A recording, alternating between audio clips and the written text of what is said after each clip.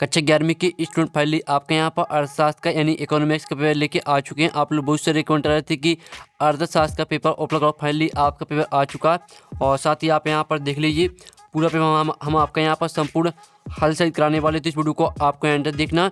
साथ ही यूट्यूब पर आपको बहुत सारी वीडियो देखने को मिल जाएंगे, तो आपको यहाँ पर जो भी यहाँ पर वीडियो यूट्यूब डले वो पूरी की पूरी फेक है, तो आपको यहाँ फेक पेपर नहीं पढ़ना। अगर आप यहाँ फेक पेपर पढ़ेंगे तो आप फेल भी हो सकते हैं, इसलिए हम जो पेपर करा रहे हैं, ठीक है। तो इस पेपर को आपको अच्छी तरह से याद कर लेना। आप यहाँ पूरी मार्क्स लाएंगे। तो आप यहाँ पर देख लीजिए अर्धवार्षिक परीक्षा 2023-24 कक्षा 11वीं विषय अर्थशास्त्र, पूर्णांक आपका 80 नंबर का रहने वाला और समय आपका यहाँ पर 3 घंटे रहेगा। साथ ही आपके निर्देश आते हैं सही प्रश्न हल करना अनिवार्य है। फिर दूसरा निर्देश आता है तीसरा चौथा पाँचवा, ठीक है। आपके यहाँ पर आते हैं निर्देश, तो आप निर्देश भी पढ़ सकते हैं। साथ ही वीडियो को लाइक कर लीजिए, चैनल को सब्सक्राइब कर लीजिए, क्योंकि पेपर लाने में बहुत ज़्यादा मेहनत लगती है, तो वीडियो को लाइक कर लीजिए। तो चलिए आपको यहाँ पर थोड़ा जूम करके दिखाते हैं, जिससे आप यहाँ पर अच्छे से देख पाएंगे। तो आप यहाँ पर देख लीजिए, पहले आपके यहाँ प्रश्न बन आता है सही विकल्प चुनकर लिखिए, जो 6 नंबर के आते हैं। तो पहला आता है वर्गीकृत आंकड़ों में सांख्यिकी परिकलन आधारित होता है। तो आपका आता है परीक्षणों के वास्तविक मानों पर, और बा आता उच्च वर्ग सीमाओं पर, और सा आता निम्न वर्ग सीमाओं पर, और दा आता वर्ग के मध्य बिंदुओं पर। तो यहाँ पर वर्गीकृत आंकड़ों में सांख्यिकी परिकलन आधारित होता है, तो इसका आंसर आपका दा हो जाएगा वर्ग के मध्य बिंदुओं पर, ठीक है। तो आपको यहाँ पर ध्यान से देखना और सुनना है, जिससे पूरे ऑब्जेक्ट हैं वो आपको यहीं पर याद कर लेने हैं। फिर दूसरा आता है दंड आरेख, एक बिमी आरेख है, द्विबिमी आरेख है, और फिर सात बिम रहित आरेख है, और दाता इनमें से कोई नहीं। तो यहाँ पर दंड आरेख है, एक बिमी आरेख है, ठीक है। तो पहले दूसरे का आपका आकरण आंसर हो जाएगा एक बिमी आरेख है। फिर तीसरा था किसी भी वितरण में 4 का वर्गमूल जिसकी आवृत्ति सबसे अधिक हो बहुलक कहलाता है, यह कथन किसका है। तो आपके यहाँ पर जो इसका करेक्ट आंसर रहेगा वो आपका आ हो जाएगा कीनी तथा कीपिंग, ठीक है। तीसरे का आपका करेक्ट आंसर रहेगा। फिर आपका चौथा आता है, आप यहाँ पर देख लीजिए अपकरण की सबसे सरल माप है चतुर्थक विचलन, विस्तार विचलन, माध्य और प्रमाप विचलन। तो यहाँ पर अपकरण की सबसे सरल माप है, तो इसका आंसर आपका हो जाएगा यहाँ पर बा विस्तार विचलन।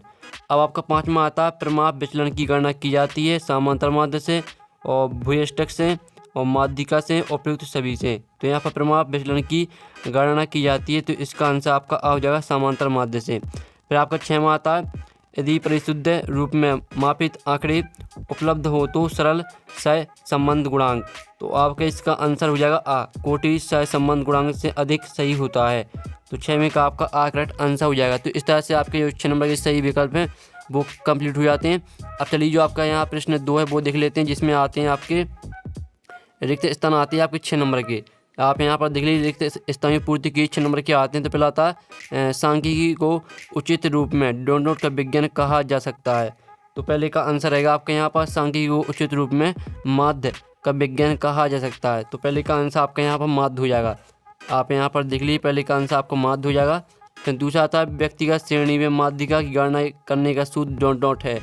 तो इसका आंसर आपका हो जाएगा m बराबर पद आकार और n+12, ठीक है। आपका यहाँ पर कोष्टक है, तो आप यहाँ पर देख लीजिए आपका यहाँ पर दूसरे रिक्त स्थान का आंसर हो जाएगा। फिर तीसरा आता है ब्रिटिश राज्य द्वारा रेलवे का विकास ब्रिटिश वस्तुओं के बाजार के आकार को विस्तृत बनाने का एक साथ था, ठीक है। तो आपके यहाँ पर तीसरे का आंसर हो जाएगा रेलवे। यहाँ पर देख लीजिए तीसरे का आंसर आपका रेलवे हो जाएगा। फिर चौथा आता पर्यावरण संरक्षण अधिनियम सन 1986 में पारित किया गया। तो आपका चौथे का आंसर रहेगा 1986। फिर आपका आता है हेपेटाइटिस की बीमारी जल प्रदूषण के कारण होती है। तो आपका यहाँ 5वें का आंसर रहेगा जल। फिर 6वां था पर्यावरण औषधि विकास की अवसर लागत है। तो यहाँ पर्यावरण अवसर विकास की वर्जित अवसर लागत है।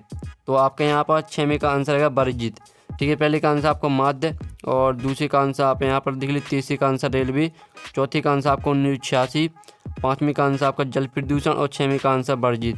ये आपके यहाँ पर एक इस तरह का सॉल्यूशन है, तो इसका स्क्रीनशॉट आप ले सकते हैं। अब चलिए आपके आते हैं सही जोड़ी 7 नंबर की। स्तंभाव में आपके यहाँ पर दिए सही जोड़ी पे आती विस्तार, तो इसे मैच कर देना आपका अधिकतम एवं न्यूनतम मूल्य का अंतर। और दूसरी आती वृत्त चित्र होते हैं तो द्विविमा होते हैं, तो आपको यहाँ पर द्विविमा से मैच कर देना। तीसरी आती सभी पदों को समान महत्व, तो इसको आपको आर्थिक संगठन से मैच करना। चौथी आती सहकारिता, तो इसे आपको प्रत्यक्ष रीति से मैच कर देना, ठीक है, सामने ही मैच कर देना। 5वीं आती भारत में जीवन प्रत्याशा, तो इसे आपको यहाँ पर जो आपकी यहाँ पर आती है भारत में जीवन प्रत्याशा, तो इसे भी आपको यहाँ पर 66 वर्ष सामने ही मैच कर देना।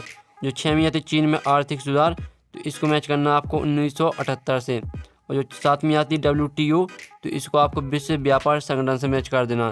तो इस तरह से आपके यहाँ पर 6-7 नंबर की सही होनी है वो कंप्लीट हो जाती है। साथ ही हमने यहाँ पर नंबर भी लिख दिए कौन में आपको कौन सी मैच करनी है, तो देख सकते हैं।